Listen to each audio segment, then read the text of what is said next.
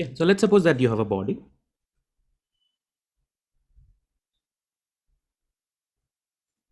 Okay, and this is theta,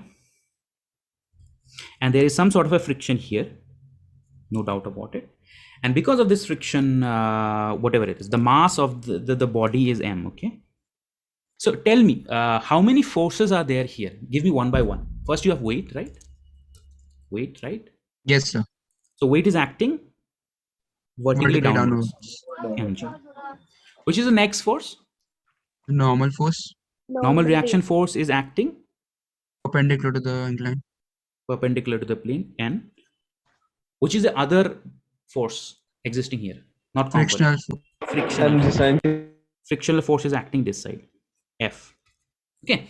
Now, unlike this particular problem, all the forces can be resolved into x and y axis. But here we are looking at forces acting in different angles.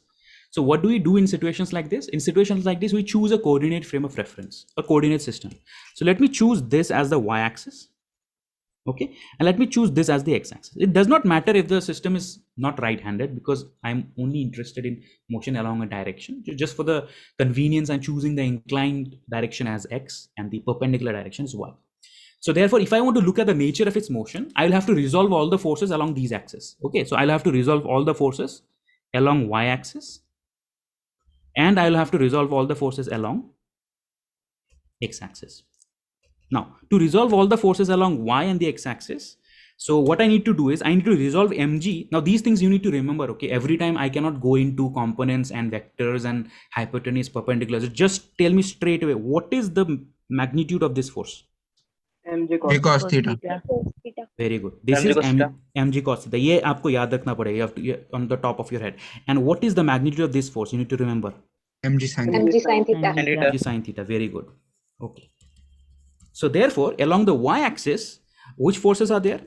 I have this force and I have this force. Along the y-axis, no motion is happening. No motion along the y-axis. Therefore, n is equal to mg cos theta. But along the x-axis, motion is happening. Right? Along the x-axis, motion is happening. So there is motion here.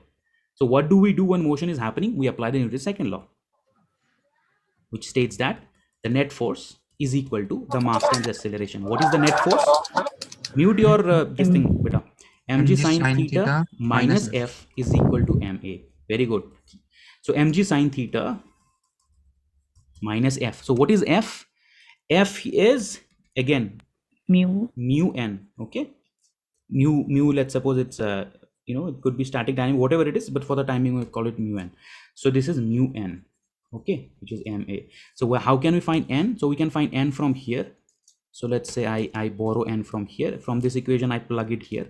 So this simply becomes mg sin theta minus mu is equal to, mu n is equal to mg cos theta is equal to ma.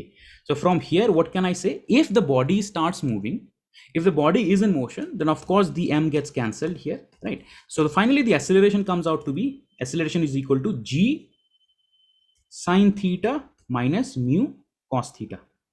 Now this is a standard result here. I would actually tell you guys to remember it, memorize it. This is a standard result.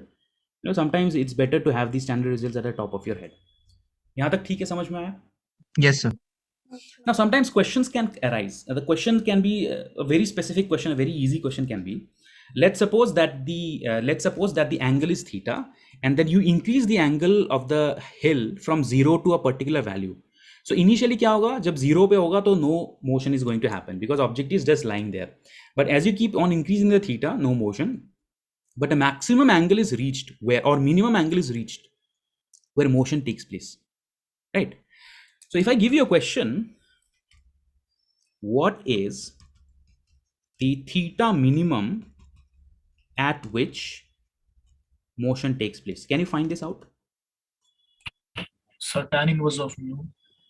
Very good, very good. So as I said, this friction is basically the maximum value of friction, right? This is the maximum value of friction. That means the moment you increase the angle, mg sin theta increases, friction increases, mg sin theta increases, friction increases, mg sin theta increases.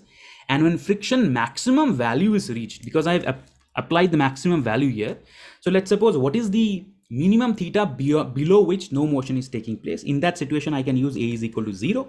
And if I use A is equal to 0, then G sine theta minus mu G cos theta is equal to 0.